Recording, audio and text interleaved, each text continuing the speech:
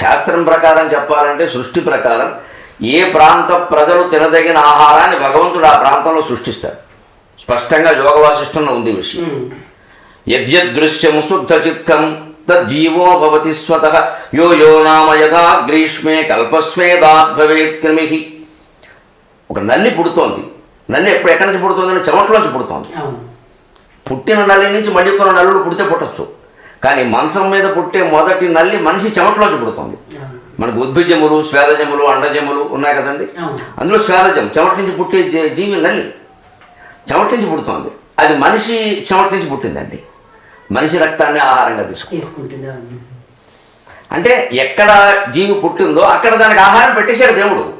మరి దానికి ట్రాన్స్ఫర్ అంటే కుదరదు. నల్లి ఎక్కడికి వెళుతుంది ఆహారం కోసం? అక్కడే ఉందో కాస్త కుట్టువాడిని అయిపోయింది. ఒక్కసారి ఇలా పుడితే మనం మేలుకునేలాగా దానికి సరిపడ ఒక 1/2 లీటర్ పడిపోయింది అండి. దానికి 1/2 లీటర్ అయింది ఆ బిందువు. అది ఓ రోజు బతికేసింది.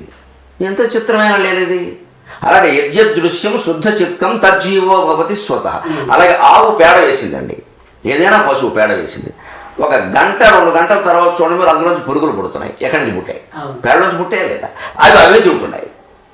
పేడ నుంచి పుట్టిన పురుగులు ఆ పేడనే తింటున్నాయి. అంటే భగవంతుడు ఏం చేశాడు? ఎక్కడ పుట్టిన వాడికి అక్కడ ఆహారం పెట్టేశాడు. అంటే ఏ ప్రాంతం వాళ్ళు ఆ ప్రాంతంలో పండేటువంటి పంటలను ఆహారంగా తీసుకుంటే అందరికీ అరుగుతుంది, అందరికీ ఆరోగ్యాలు బాగుంటాయి.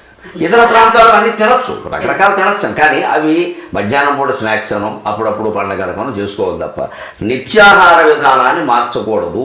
కానీ ఇప్పుడు చాలా మంది చెప్పేశారు కదా, చాలా మంది కన్ఫ్యూజన్ మంచినీళ్ళు తాగచ్చా తాగకూడదు, ప్రతిదీ అనుమానమే వచ్చేస్తుంది. ఎవరికి చెప్పాలన్నా కూడా ఏమో తినొచ్చా తినకూడదు ఆయన చెప్పారు. అలా ఈ చెప్పేవాళ్ళు కూడా భేదాలు ఉంటాయి కదా. అందుకే ఇప్పుడు చెప్పేవాళ్ళలో భేదాలు, పైగా వీళ్ళు డబ్బులు ఇచ్చి టీవీలో కార్యక్రమాలు పెట్టించుకుని చెప్పేస్తారు. ప్రోగ్రామ్ ప్రాయోజిత కార్యక్రమాలు అంటే ఖచ్చితంగా వ్యాపారం చేస్తారు. కొన్ని 1000 కోట్ల వ్యాపారాలు జరిగిపోతున్నాయి. ప్రజలు మాయలో పడతారు. అందరూ గ్రహించవలసింది ఏంటంటే స్పష్టంగా నిష్పక్షపాతంగా మాట్లాడుకుంటే ఏ ప్రాంతంలో పండిన పంట ఆ ప్రాంత ప్రజలకు చాలా బాగుంటుంది. ఆంధ్ర తెలంగాణ ప్రాంతాలు, తెలంగాణలో మొక్కజొన్నలు ఎక్కువ పడుతాయి వరికంటే కూడా. అందుకే ఇక్కడ మొక్కజొన్నలు బాగా తింటారు, అడిగితే కూడా ఇబ్బంది లేదు. ఆంధ్ర ప్రాంతంలో వరి ఎక్కువ పండుతుంది, వరి అన్నమే ఎక్కువ తింటారు. ఇప్పుడు వాళ్ళ చేత అన్నం మానిపించడం, వీళ్ళ చేత మొక్కజొన్నలు మానిపించడం దీనికి అవసరం లేదు. మిగిలిన ఏమి తిన్నా, ఏ పదార్థాలు తిన్నా వాటితో పాటు తినండి. మధ్యాహ్నం పూట పండగల్లో తినండి.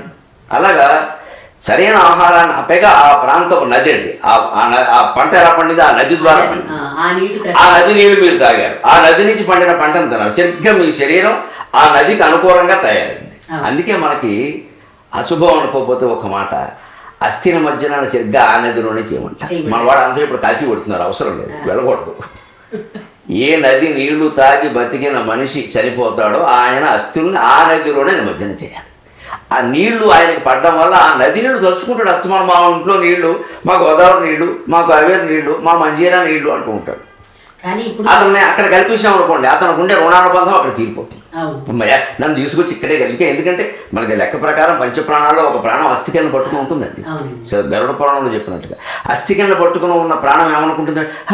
నేను స్నానం చేసిన నీరే, నేను తోముకున్న నీరే, పర్వాలేదు, మా వాడు మంచి పని చేశాడు, నేను ఇక్కడ కలిపాడు అని ప్రశాంతంగా ఉంటాడు వాడు. కానీ తెలుసుకుంటాడు కాసేపటికి అయిపోయింది, నీళ్లు వదిలేసాడు, రుణం తీరిపోయింది, పెద్ద కొడుకు వెళ్ళిపోయాడు ఇక్కడి నుంచి. అంతే. ఇంత అంటే ఒక పక్క సైన్స్ విజ్ఞానాన్ని చెబుతూనే బంధాలు పెంచుకోవద్దు, తగ్గించుకోవు. నీ నీళ్లతో కూడా రుణం తీరిపోయింది. నువ్వు ఏ ప్రాంతంలో పుట్టావో ఆ నదిలో కలిసిపోయావు, గాలిలోకి వెళ్ళిపోతున్నావు, తర్వాత జన్మ భగవంతుడు స్మరించు. ఇంత విజ్ఞానము, ఆహారము, నాగరికత అన్నీ కలిపి నేర్పారు.